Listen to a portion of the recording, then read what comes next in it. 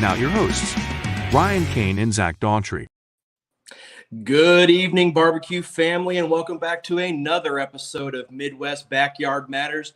Whether you are out on the driveway, in the backyard, or out on the KCBS competition trail, always remember that backyard matters. I am back once again co-hosting with my buddy Ryan Kane of Damn Fine Beef and Swine. How you doing tonight, Ryan? Doing good, man. Chiefs got a win yesterday, so, the week's starting off right. That's right. Yeah, they look stout. They look really good. I was really, really impressed on how we looked on both sides of the ball. So that was good. My Missouri Tigers, they couldn't beat a local Barbers College. We looked terrible against a pretty middling Big 12 team. And yeah, I'm usually embarrassed for Mizzou football every year, but I was really embarrassed after Saturday. I didn't have a chance to watch the game. I don't get to follow college football too much. I enjoy it every time I catch a game, but I went to UMKC, so there was no football program, so I never had that. Got basketball. That's true. Yeah, didn't really pay too much attention to that.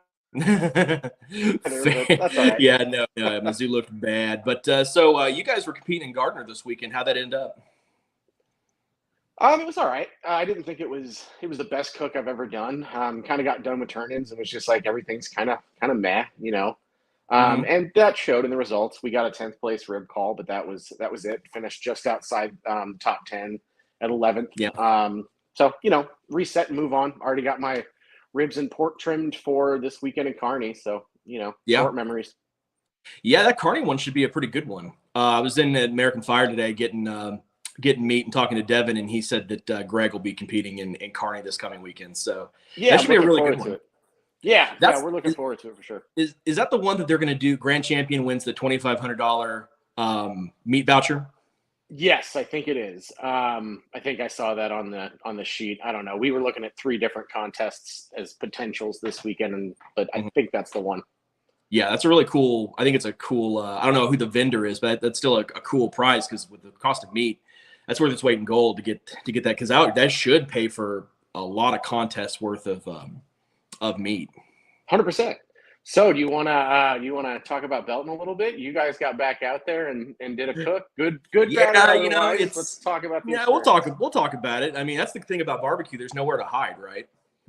I can't BS my way out of it. You can just go look at my results. So let's back up. So we had been working on legs for a long time, and we've been working on legs with Josh and Ashton, and really we're trying to kind of hone in on legs, right? Well, we had our legs trimmed and had them pan and getting ready to go into the vac seal to get ready for Belton, and opened up the pan. And if you know anything about chicken, when you have rotten chicken. And I opened it up and I could not believe the smell. And I told Katie, I said, we, cannot be going to competition with this, right?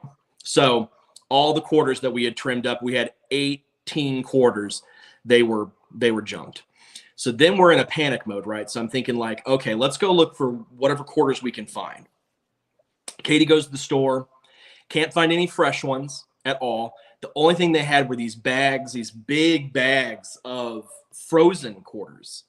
And I said, I don't trust that because I don't know size. I can't, do they have good skin, So I said, we're going to have to do the only thing that we have a little bit of experience with, and that's thighs. And we have not cooked competition thighs since the Holy Smoke last August. So over a year.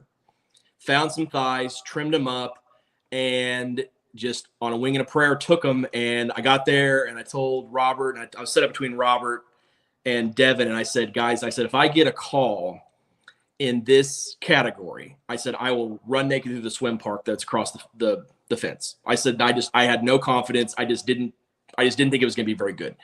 Turned out it wasn't. We were 10th in chicken, and then we ended up getting 7th in ribs. See, we were 10th overall. So we squeaked just inside the top 10, but there were only 13 teams there. Now, would I rather be 10th than be, dead last? Absolutely.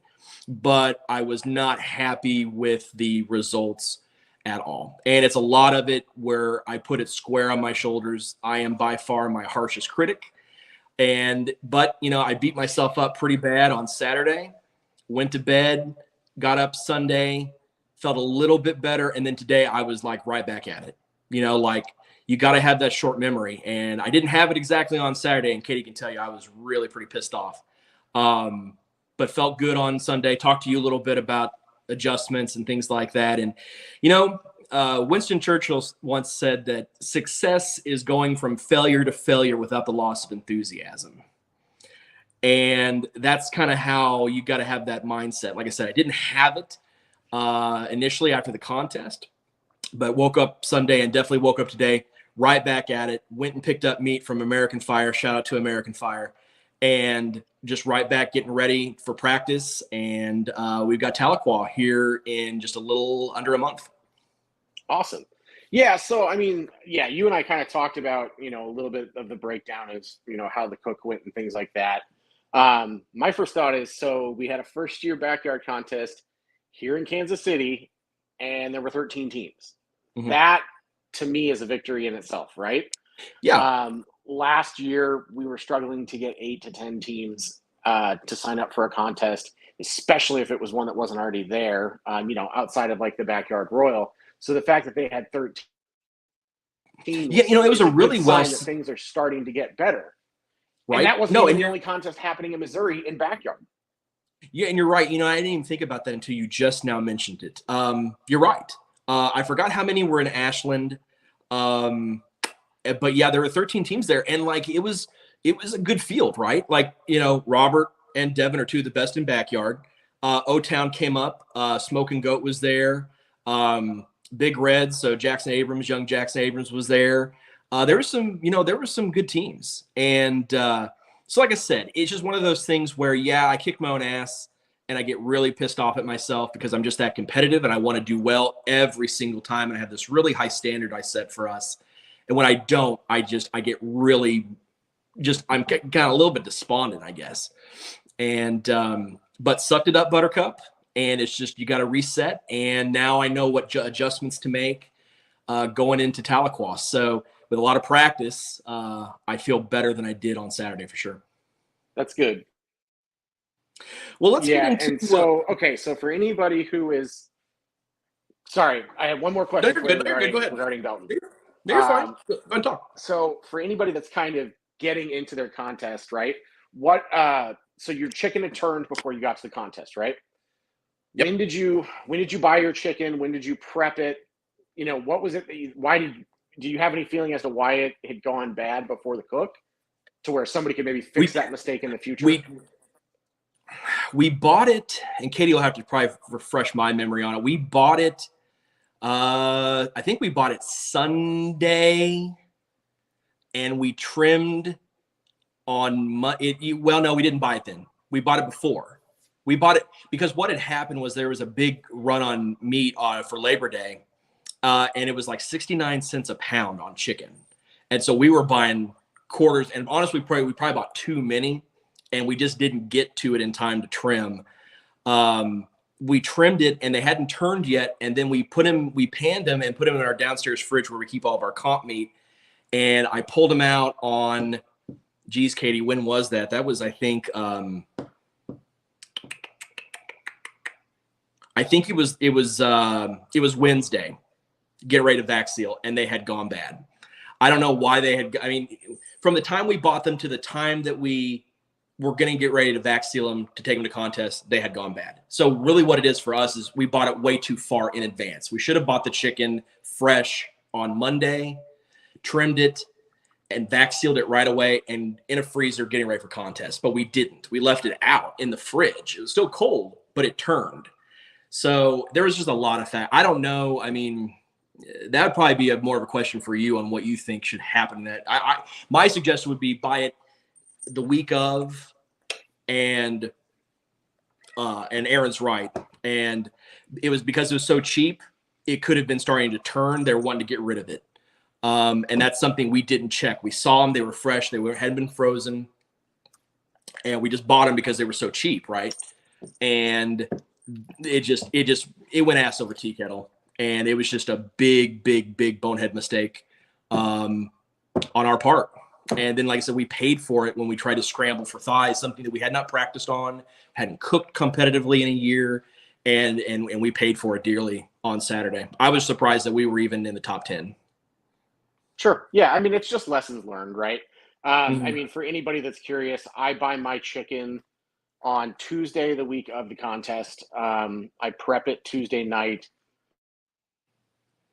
It vacuums, it goes into the cryovac Tuesday night and stays in my fridge. But I always check the dates of everything. If the date is even the day of the contest, I won't buy it. If the sell by date is the date of the contest, I won't even buy it. So it's just one of those things, some things can last a little bit longer in your fridge than others. Chicken's one of those that it just doesn't have that long of a shelf life. So anyway, we can move on. I just thought that might be helpful for anybody who's it's just one of those things. Like I take full responsibility. No, I take full responsibility for it. It was just a stupid, I should have known better mistake. And it's just those things that can throw you completely off. And then, like I said, here we are scrambling for other quarters, can't find them. And then we're stuck with thighs, something that we hadn't cooked along. And I mean, like I said, and that there goes into your practice and your muscle memory, right? So like here I am trying to like recall over a year's worth of chicken thigh cooking. And it just everything, the chicken itself, and Devin can tell you that the flavor was good. And it was really, really moist, juicy chicken. But the skin, I screwed myself on the skin. And it's just another one of those things where I hadn't been practicing on my temps and on my process, and I just kind of winged it. And the winging it shows. You can't hide. The judges will pick you apart. For sure. All right, well, let's get into it because we got a lot of contests to break down. Absolutely.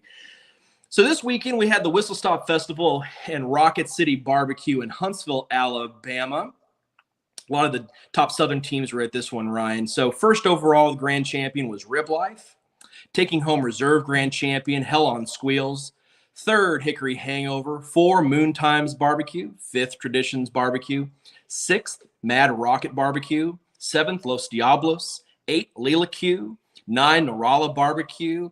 And rounding out your top 10, Two Swine Crew down in Huntsville. That was a 50-17 contest. Yeah, it was. It was at Bands and Barbecue at the Point in Carrollton, Kentucky. You had Ham Squad in first, Dog Patch Q in second, Ridge Bros Barbecue in third, Pulling Out the Butts BBQ in fourth, R&K Barbecue fifth, 6th was Q, 7th was Big Daddy Dave's BBQ, 8th was Smoke Wagon, 9 All Sauced Up, and rounding out the top 10, Saucy Roy's BBQ. That Carrollton, we were just talking before the show, that was the 4-meat backyard. Oh, that was the one? Yeah, that was the one. That one, that's awesome. That's really, let's go back to that. This is a 4-meat backyard competition, which I have never heard of a 4-meat backyard. 3-meat, yes, and definitely 2, but never, I could be wrong on this, but have you ever heard of a 4-meat backyard? No, like I said, I've definitely heard of the 3s. We've done a couple of the 3-meat ones. Sorry, cat. That's even good. But no, I've never seen the 4s. But yeah, it looks like it was a good contest. I think that's a good, if any of those teams were looking to try out, a 4-meat master series, that's a great way of doing it. But yeah, no, that's awesome. Yeah, that is. Like I said, totally different. So just wanted to point that out because that's something that kind of blew our minds when we were looking at the results. So then we had the BBQ up in Davenport, Iowa. I had some friends up at this one. This was the one, Ryan, that it only paid out top 3, but it was $1,200 for first place. They didn't pay out GC or RGC, but really big purse, at least for the top 3 at this one.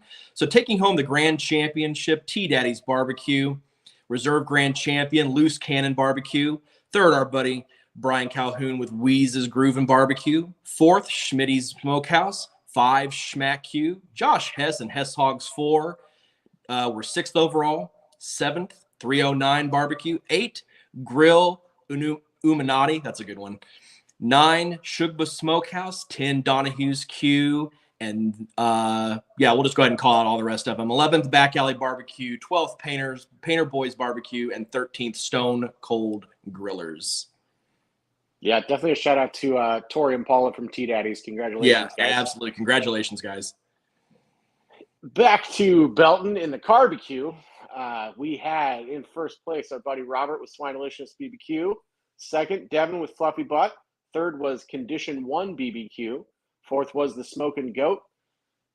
Fifth was Dog Bone BBQ. Sixth was Two Moon Q. O-Town Q came in seventh. Eighth was Pork Floyd. Ninth was Bad Influence BBQ. In 10th place was our buddies with Breaking Slabs BBQ. 11th was Big Red's Backyard BBQ. 12th was Swart Brothers BBQ. And in 13th place was Grilled and Confused BBQ.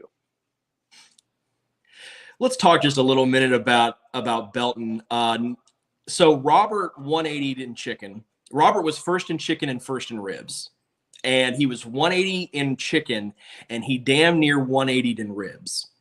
He was like 178 and change in ribs. I mean, he had an unbelievable – I can't think of a hotter backyard team in the country right now than Robert Jackson and Swinelicious.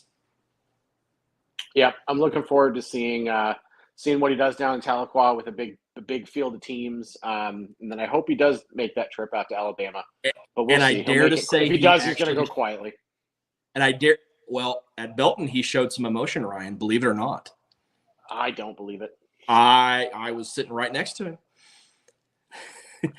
So we also had the Bent Brewstillery Barbecue Contest in Roseville, Minnesota, taking the Grand Championship, Dad Bod Barbecue, taking home Reserve Grand Sassy's Barbecue, third, Sensuous Barbecue, fourth, our buddies with Furlong Smoking Seafood, fifth, Big Tin Bones, sixth, Fender Bender Barbecue, seventh, Pork It About It, eighth, Lucky Shoes Barbecue, ninth, Alan Larimore and Wrecking Crew Barbecue, and rounding out your top 10, What You Got Barbecue. There's another big Midwest backyard contest, Ryan. 30 teams in this one. Always good to see. And in Ashland, Missouri was the other Missouri-based contest this weekend, Soboco BBQ Showdown. In first was Missler's BBQ, second Trail Boss, third Meets My Mistress, four Rucking Fidiculous, five Muddy River BBQ, six Slim Bob's BBQ, seventh Show Me BBQ, and eighth place Fine Swining. Had some real shakeups and movement across the top 10s in both chicken and ribs after this weekend, Ryan. Like I said, we've been talking about this, and we've been kind of wanting to watch and see if there's going to be any movement, and we definitely had it. So staying in first in backyard chicken, Furlong Smoking Seafood. Moving up to second in backyard chicken, Ham Squad. Devin and Fluffy Butt Barbecue in third. Rib Life moves up to fourth. Weeze's Groovin' fifth. Hess Hogs 4, 6th. Leela Q 7th. Veteran Pork Pullers 8th. Moving into the top 10, Sensuous Barbecue 9, and moving into the top 10 as well, Two Swine Crew moving up to 10th overall in backyard chicken. Backyard Ribs Team of the Year. Our buddy Weeze with Weeze's Groovin' Barbecue regains that first place spot after a rib win in Davenport. Robert also moves up as Swinelicious Barbecue into second. The Fat is where it's at in third. Leela Q 4, Dog Patch Q 5. Allen with Wrecking Crew BBQ in 6th, TFS Pit Viper 7, Hickory Hangover 8, Maspillion Meatworks in 9, and Furlong Smoking Seafood in 10th. Yeah, like I said, getting into these dog days, and we were wondering if there's going to be movement. There was some pretty good movement here in both categories. Well, Ryan, let's bring on our guest this evening. So tonight on the episode of Midwest Backyard Matters, I forgot to shout out, proudly presented by Man Meat BBQ. Ryan, did you know that between every at-bat, Barry Bonds ate some Man Meat BBQ? Did he? I was unaware of that. That's what gave him that strength. They blame it on steroids. I think it was the majesty of the Man Meat BBQ rubs and sauces. That's just, it's science. That's what I hear. So don't quote me. Anyway, let's bring on Phil and Rosemary Morrow, guys. There they are. And there they are. Phil and Rosemary, thank you so much for coming on this episode tonight. How are you guys doing? Doing fine. Thank you for having us. You're very, very welcome. Well, let's start off here a little bit and tell us about who you are and how you got involved with the Kansas City Barbecue Society. Well, we are AM and PM Smokers. That name's been around for 30 plus years in the barbecue world. Started out when back a long, long time ago, and my little kids gave me a water smoker and said it was good stuff. Like all families, nobody's going to say no to Dad, and so we give it a try. I don't know. I can't even remember when my first contest was, but it was in Raytown, Missouri, and we were right in the middle of the pack. And doggone, all I wanted to do was win a ribbon, and I'm getting another one here tonight. Just being able to talk to you guys and being on this. So, well, we definitely appreciate having you. Well, thank you. Rosemary, you got anything to add to that? Well, no, not actually. I mean, not specifically, but Phil and I've been married for 23 years. And the first contest that I was associated with was Blue Devil in Wyandotte County Fairgrounds. And imagine, if you will, that's where he proposed to me. So complete with the cigar band and everything. So I've still got it in my jewelry box. Actually, it was a wristband, but it looked like a cigar band. Right, exactly. That's awesome. So what are some of the bigger changes that you guys have seen in KCBS and competition barbecue since you got going?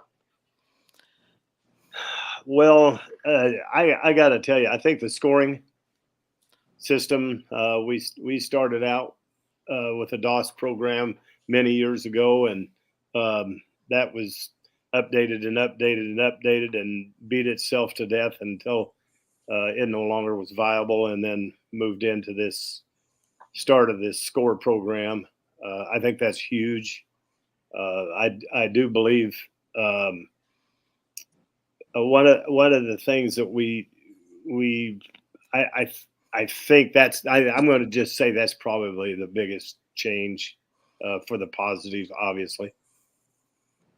And the factual, the foundation that it's built on, that people can analyze the scores, that they can have an understanding of what prompted maybe the judges to score like they did, to have the facts and figures there, so to speak, that you can draw from, that you can hone your craft. It's been very beneficial.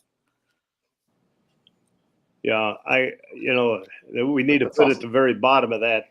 As soon as you read it, forget it, move forward. As Zach said, you gotta prepare for the next one. That's all.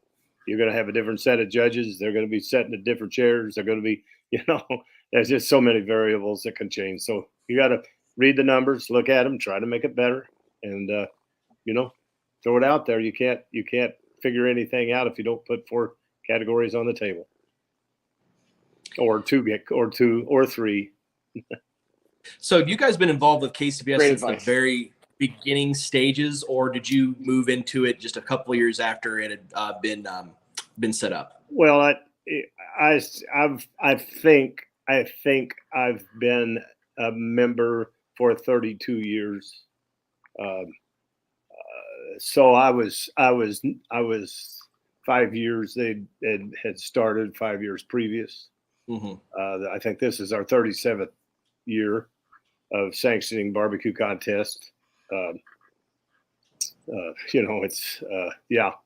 I mean, that's still a long time. Either way you look at it. Yeah. The abbreviated version of that story is very interesting. What's Do you that? get my drift there, dear? No. You're the way you joined when you were delivering. Oh charcoal. yeah.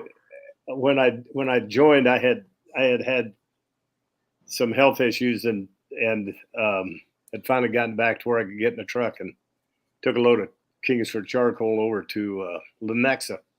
Never seen a barbecue contest before, and other half of they unloaded half of it. The other half of it went to Hunt Midwest Caves.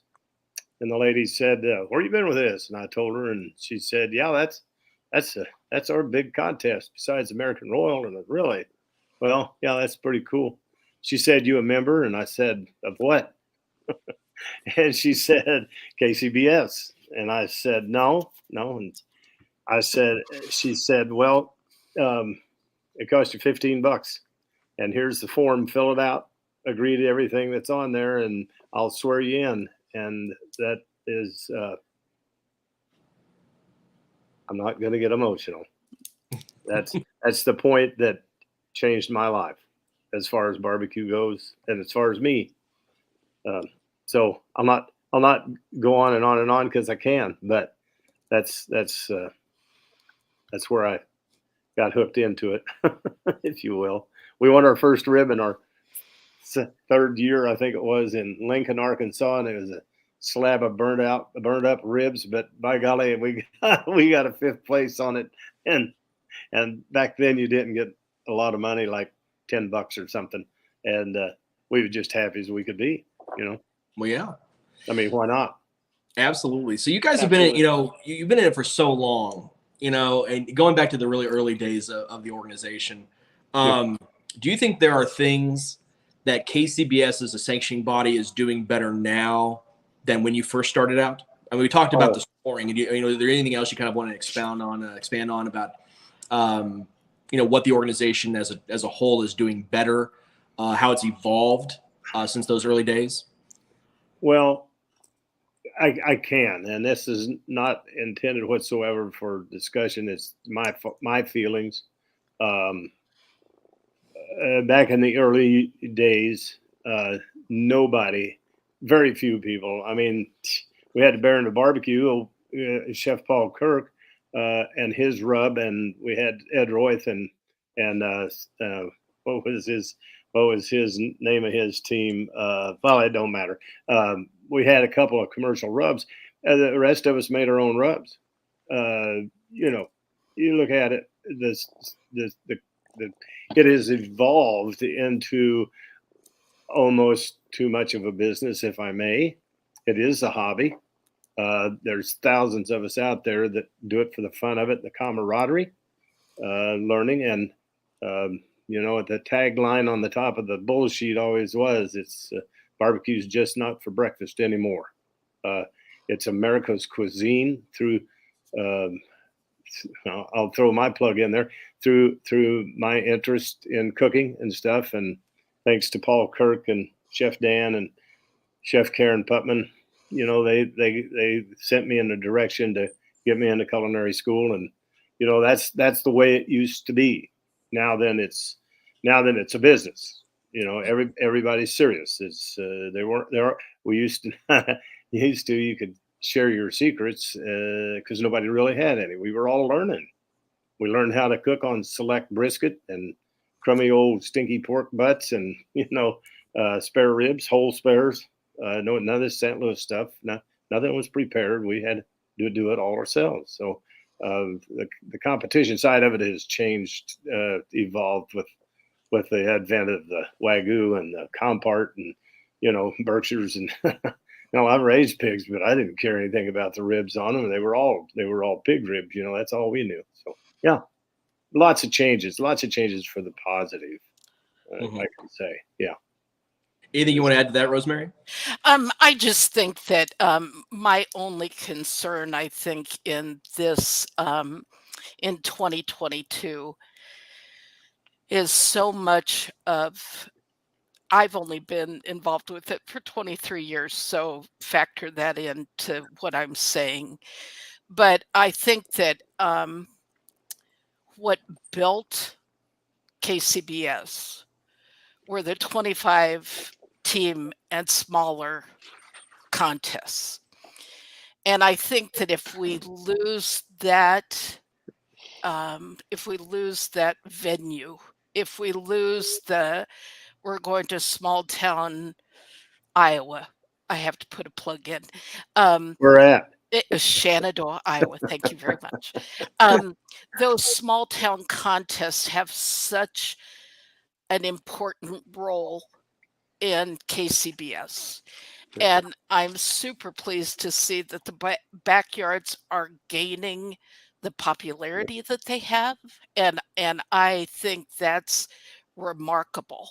I think also in that same venue that I think it would behoove the board of directors to possibly structure the rules. As an example, and Phil won't mind if I use us as an example, but since we're more senior, older competitors, no, okay, whatever. But I think since people don't have the ability necessarily to cook the 4 meats, I think it would be wonderful if the backyard rules were changed somewhat, that if it had been 10 years since you'd won a grand champion or whatever, that you should have the ability to still compete in backyard. Possibly they could structure them so the wording might entail having more functionality for those of us that could only handle a Saturday morning and go in and cook chicken and ribs and be out of there, because Phil and I make one good body between the two of us, so stamina is an issue. So if we could do 2 meat and be done, that would be ideal. And so I as using your show as a platform, I think that's definitely something to put into the thought pattern, that it would be great to have a different approach to the backyard than what there is now. I'm done. Sorry. No, it's okay. I mean, No. I completely agree. I think that's a great sentiment, and I 100% agree with the rationale behind it. I Sure. think there's a lot of teams, and we get a lot that come into the store that say, "Oh, we'd love to compete. We can't cook backyard, but we're going out there. We only cook once or twice a year, or whatever. Whatever everyone's individual story is." Right. But I think the backyard shouldn't be a once you're out of it, you can never go back type of situation. I mean, I'm happy to be in the Master Series now, but I think there's a lot of people that wish they could have started in the backyard that never got that opportunity.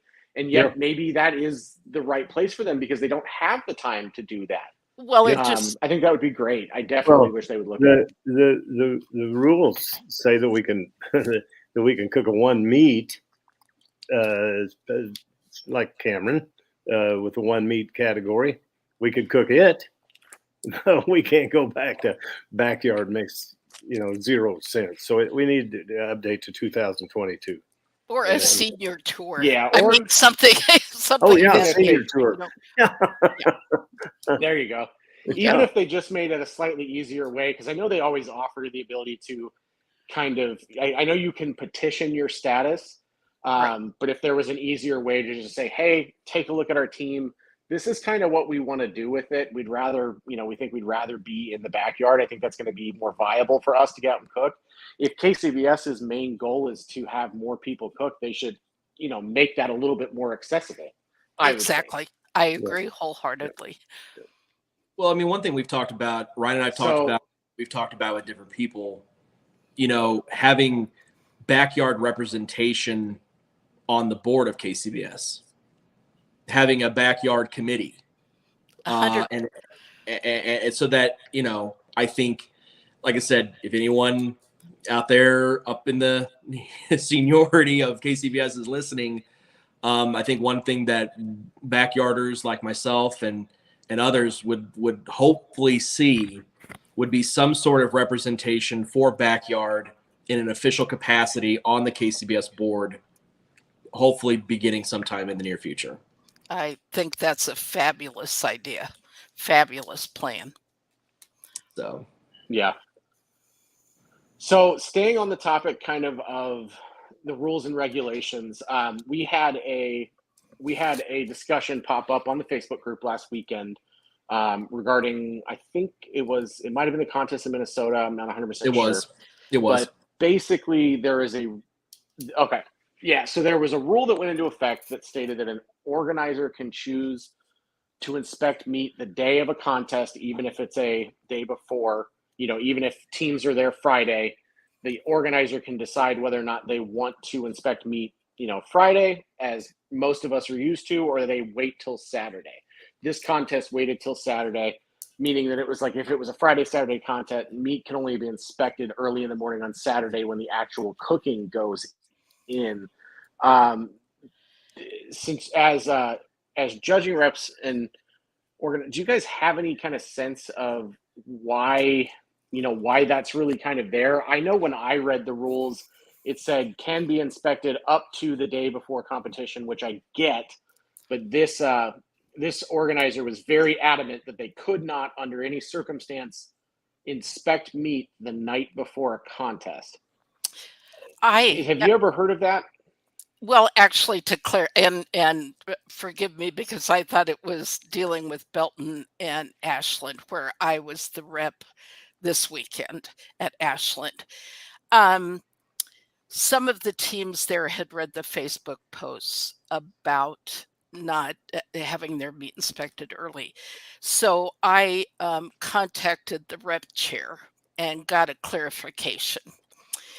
And she informed me that it is up to the organizer as to when the backyard meat is inspected. So if backyard teams in Ashland, they couldn't come in until Saturday morning. So it's essentially a non-issue there because they couldn't stay overnight.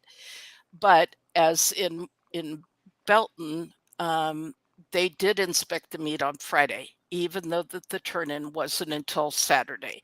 And that's perfectly legitimate. It has to be, and Jeannie Titus, who is the rep chair, informed me that it is handled, it's at the discretion of the organizer. So just to, hopefully that clarifies it. We did, and Zach was there, but we did one meet in Liberty earlier in the year, and the meat wasn't inspected. It wasn't even an option for the competitors to stay overnight. So that's the approach that that is the way that the rule reads, is that the contest organizer has the ultimate decision-making power as to when the meat is inspected. It couldn't be if you couldn't have your meat inspected on Thursday because you arrived at the contest site on Thursday. It has to be 24 hours before the turn-in. So for my 2 cents, fair enough. I hope that helps. I'm no longer a contest official. Had to retire because of my health. But my 2 cents, if it was me as a rep, I would advise the organizer of the ramifications of the decision they're about to make. And I would do that previous, so the wording would be then placed on the entry form or on any correspondence that goes out saying, my intentions are, I'm going to start inspecting meat on Friday night for the backyard, as well as Saturday or Friday during the day. I will inspect for the Master Series, abiding by the rules. Anybody that comes in after that meat is inspected, I'll be happy to get it inspected. We'll have people there to do it. And that way it lets everybody know that that's what's going to happen, because I have seen where people cried foul even at a Masters where we used to start at noon. We couldn't do it at all until noon. It was mandated that way, which is in writing, and majority of the meat inspection takes place earlier in the day now. But everybody knows that it's going to be inspected. And if you don't get there until 6 o'clock on Friday night, well, everybody else has had 6 hours of time to marinate or do whatever. And the Master Series understands that. But we have had I had, when we were rapping together, Rosemary and I had people offer that their displeasure that it should wait. If I was a team that couldn't get there, I'd have to understand or not go at all. It just comes down to it. And that's the That's to that. that's the ramifications of the decision. Um, make it simple. Do it on Saturday morning and be done with it. But the rule also says it's up to the organizer. The ref's job is to advise of what the rules are and make sure that the sanctioning guidelines are followed. That is, in fact, the only rule there is. So, And yeah. to that point with the backyard, there's very many places that don't have the ability to have people stay overnight. So then Saturday morning it is. Secondly, I know we're talking about backyard, but just for those of the Master Series teams that might be listening, if it's a double header, all of your meat should not be inspected at the same time. You inspect Friday, Saturdays at one go, and then on Saturday you inspect the Saturday, Sunday meat. So there's two meat inspectors that are identified. I mean, Mhm. two times the meat inspectors have to be involved in going out and checking the meat. Yeah. So. Yeah. Really good to know. Okay. No, I guess I really appreciate you guys to kind of provide clarification because, like I said, there was some consternation Yes. up in Minnesota, and it was just one of those things that I thought, well, we're going to have you guys on. I thought let's just talk about it a little bit and kind of provide the audience with some clarification on the rule, and that way people know going forward. 100%. That's We agree. exactly. And obviously, if a person has some concerns, contact a board member. That's what they're there for. Offer your opinions. There's a listing of who chairs what committee, and be professional, polite, and stress your point and move forward.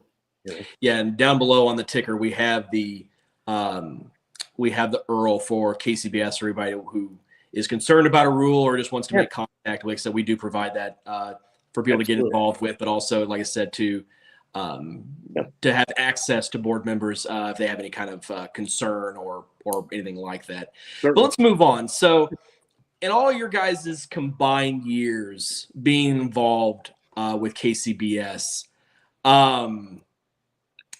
what would you consider to be your greatest accomplishment? I think that's a you question, Phil.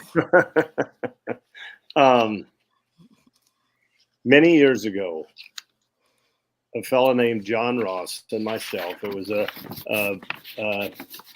decision that the board of directors made on recommendation that we had so many reps that were reading. We had a script that we would read as the rep at the cooks meeting and the judges and table captains. And one would read it one way and another would read it another way. And it was just, there was no consistency. You should be able to go from coast to coast and cook a contest. It doesn't matter if it's Phoenix, Arizona, or if it's Tucumcari, New Mexico. You still should hear the rules the same way.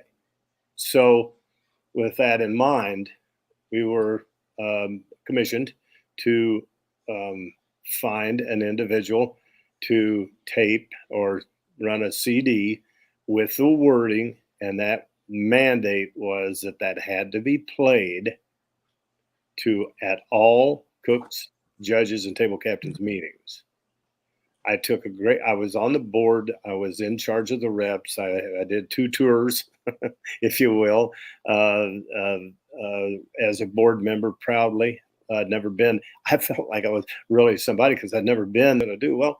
I think the accomplishment of standardizing what now is the MP3 play, where it explains everything and it can be adjusted and all. That very beginning was huge. It just as monumental as fixing the scoring program itself. So with that, I think as a board member, I hold that pretty close. offered some rules that maybe weren't necessarily the most popular rules. Um, those rules passed and were enacted, um, governing over the reps themselves, because there has to be some, there has to be a guideline there. You just can't have 50 states represented and have the same idea out of all 50. So we standardized that. I think emotionally, I had the pleasure of knowing Gary Wells. I had the pleasure of bantering with Gary Wells back and forth at board meetings, because he was the board president, and by golly, he made sure everybody understood. And I say that with all due respect to him and Carolyn, who I will publicly thank for allowing me to be me and finding me and helping me. The Gary Wells Sportsman Award that I received a couple years back, read the rules. I was nominated by my peers. That is incredibly huge. What an accomplishment for Rosemary doesn't like it, but I was just a truck driver, I just hauled a load of charcoal. That's all I did, and it changed my whole concept. My PhD, several giggle, but it was 2.5 years of learning and understanding. And one of the deals was that I had to learn. I knew KCBS's guidelines, but how would 5 other sanctioning bodies, GOBS, NEBS, Florida, Texas, you name it, I had to learn about them and differentiate between them. It was a tremendous educational venture for me. And when Carolyn put my pen on, it was really crazy good. That's an accomplishment. So I think Rosemary and me winning our only grand championship was something that I will cherish, knowing that back then, Boys of Tornado Alley, thank you, Donnie Teal and Bart Clark, for being one of the first of our peers that came up and hugged and shook hands, and that Mike and Betty Castaneda and Phil and Linda Hopkins. We were on the way to go trade off our pickup and our fifth wheel, and it was still running an hour later. The air conditioner was running, and we didn't care, because we had won a grand championship. There's a hell of a crew of one-timers, and I'm so incredibly proud of that. I couldn't have done it without my partner. I think I hugged everybody in Paola, and after I got done once, I did it again. So Yeah. There Yeah. you go. Yeah. If I can interject, I think, and my friend Carl McBee is on the screen right now, but Yep. I think the greatest accomplishment that I can see from the two of us being together, is, first of all, I had never experienced anything like this in my entire life.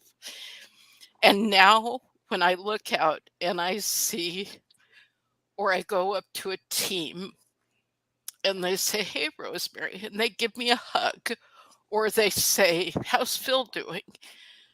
Those are all ribbons to us. And when I look out and see the judges, or the people, the pals that we've met, Phil won't say this, but he loves to go to the Indianapolis 500. And we got there. This actually does have a barbecue end to it, so bear with me just a second. We had we had a couple days before the race was starting, and we went into a little cafe, family buffet in Indiana, the state of, and we both had on barbecue shirts. Hours. And we were getting ready to check out. We were getting ready to pay our bill, and somebody stopped Phil. You need to tell the rest of the story. Just a No, quick one. I'll just mention his first name. Bill tapped me on the shoulder and he said, "Are you really AM and PM smokers?" And I said, "Yeah." And I turned around and looked because I didn't know whether he's going to give me an envelope with my name on it or what. And he said, "You're really Phil?" And I said, "Yeah, I'm really Phil." He said, "Would you sit down for a few minutes and just talk to me about my brisket? I'm having an awful hard time with my brisket. No matter where we go, we're an ambassador for KCBS. Wear your team shirts. Welcome conversation, because part of what I promised is to share ideas, laugh, have fun, drink beer." Huh. And I didn't have to sign for that. And spread the word of barbecue. And now with that spreading that we've all done in our own way, it is America's cuisine. It is a cuisine that is recognized worldwide as barbecue. It's not just hamburgers. Thank you, Carolyn. I hope they're watching. That's fantastic. Those are really great stories, and I'm sure there are just many, many more that we could possibly listen to. And Well, I don't want to really interrupt hope you, that we get to hear more of them. And Ryan. I part don't want to 2 will interrupt be you, but I've been relegated. I've been relegated to the guy that tells those stories. So you're going to get one of these days. We're just gonna start numbering Sounds them. great. When he starts, we'll just say, "Oh, there's 72," and then No. stop. So Yeah, just pick a number, and that's the Right, story exactly. you get. Say this tell one. that story. Yeah. Well, are there any words of wisdom you want to leave our viewers with this week? Well, I do. I do have words of wisdom. This started out to be a hobby. We tend to forget that, I think. Um, I believe, as I have told so many, uh, uh, when Carl put on there the time that we have spent with organizers, helping them to keep them away from those pitfalls, uh, you know, uh, and helping new teams and welcoming new teams. We were all first once, which brings me back to the idea that when I have somebody that's not necessarily happy with the way that the judges felt their product was for that day, I understand, because I've had those days. I've had way more than a lot of people give me credit for. But anyway, we need to keep in mind that all over the world there is a guy or a gal that is sitting in their driveway cooking hamburgers or cooking a steak or cooking a brisket. And no matter what, they're wondering when they see Pit Masters or they see Master Chef Junior, which we had the pleasure of getting a loving hug from Molly. Oh my God, in Omaha this last weekend. Got to tell you something. There's millions of people that just would pay anything to have the opportunity to hear their name called, if nothing more than to get a box at a barbecue contest. My words of wisdom is I don't care who's out there listening, don't lose sight of where this started and what it's for.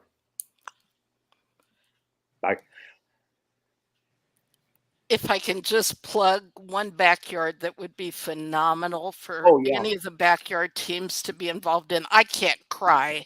I'll just Sure. But Centralia is coming. Yeah, Anchor City. Phil has this shirt on. It is absolutely the best feel-good contest you could ever possibly do. It's not far away from here. It's worth the drive. It's worth involving yourself in the contest. It's great. Think about Kearney. Think about all those teams that maybe we've had a lot of people say, well, I can't come unless there's 25 teams. Be the 24th one and have faith that they'll get a 25th. Yep.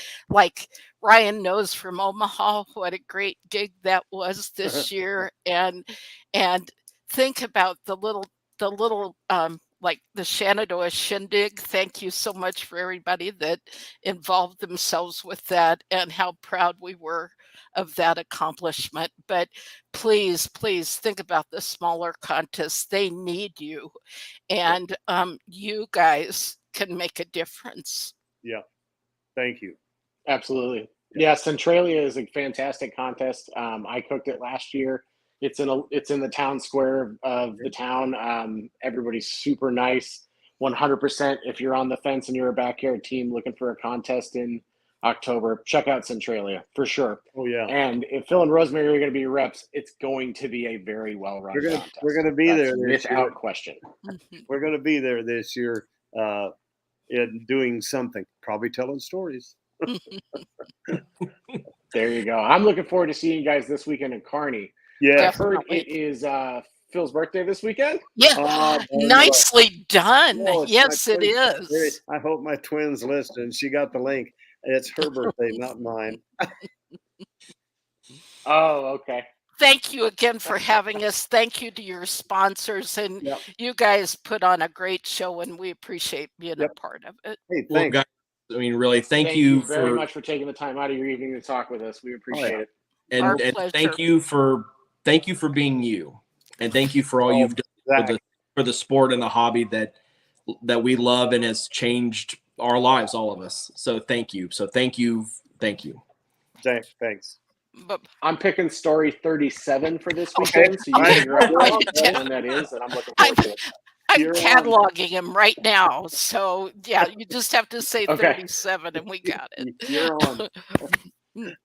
Thanks, Guys, you have a really Sounds great. Thank you both. Thank you. You bet. Bye, guys. Bye-bye. Have a great evening.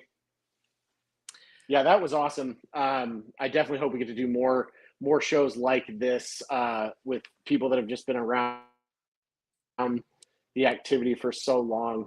They've gotten to see so many things change, and they have so many of those stories.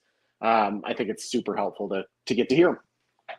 No, absolutely. It was just time to have them on. It was time to kind of get some perspective, right? And the pearls of wisdom are so true. We talk about it. We talk about it a lot lately. It seems like that sometimes we all lose focus. We get so wrapped up in the winning side of things that we forget why we started doing this, why we started cooking in general. And at the end of the day, this is something that we all love to do, right? Nobody has a gun to our head saying you've got to go out and cook barbecue. We all chose this, and we know that there were ups and downs, peaks and valleys, and it's due to people like Phil and Rosemary who have helped to build it into what it is that we can all enjoy it. Yeah, if we don't have reps like them, if we don't have organizers, if we don't have judges, if we don't have any of that, we don't have something to go do on the weekends, and we're back to just cooking in our driveways for our own self-satisfaction. So I'm really glad that we have all that. Carl makes a good point. So I actually know who he is. So Snail Van Tile. When I first got into competing, before I did the first competition I ever did, the non-sanctioned Holy Smoke and Liberty, I had been introduced to Snail. He's kind of a legendary guy in the barbecue competition community.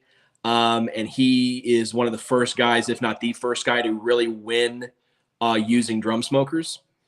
And he was a really, really great resource, had me over to his house and took the time on a Saturday to show me how to really, I hadn't had a drum for very long. And he walked me through how to operate it, how a basic timeline, really generous in giving me all of his recipes from his earliest days in barbecue. Like I said, so yeah, Carl makes a good point. Snail Van Tile, his name's Jay, but he goes by Snail, would be a really, really cool guy to maybe have on the show sometime. Awesome. Yeah, we should definitely look into that. Well, Yeah. anything you want to leave them with this week, bud? No, nothing. Like I said, I know you're going to be competing in Kearney, so good luck. I'm sure I'll chat with you a little bit. Like I said, I got those CT butts and going to work on those. Like I said, have never cooked those yet. I usually trim down whole pork butts for competition. So picked up some CTs from American Fire this afternoon and got to work on those and get ready for pork in Tahlequah, because that'll be a 3 meat. And that's just, we're going to be practicing and working our butts off to get to where we wanted to be. And that's just what it takes. That's what it's going to have to take. It takes work. Perfect, dude. Yeah. I'd ask somebody who knows how to cook pork for pork help. That's not me. There's a lot of good people that really know how to cook pork. I won't reveal my resource on pork, but I was talking to him last week. You probably know who I'm talking about pork. They've been doing really good on pork, and so he's offered some help. And so I'm going to definitely kind of lean on him to help me out a little bit, because like I said, I haven't cooked competition pork in a year. So I got to really get to practicing on that and keep working on my chicken and ribs. And so practice for breaking slabs. There you go, dude. All right. Well, thank you guys very much for joining us this evening. We hope you had a good time, and we look forward to talking to you next week. Yeah. So this has been another episode of Midwest Backyard Matters, proudly presented by Man Meat BBQ. Hit it with the home style. Shout out to Aaron Stoffer. Whether you are in your backyard, out on your driveway, or out on the KCBS competition trail, always remember that backyard matters. Have a good night, everybody. Midwest Backyard Matters, brought to you by Man Meat BBQ.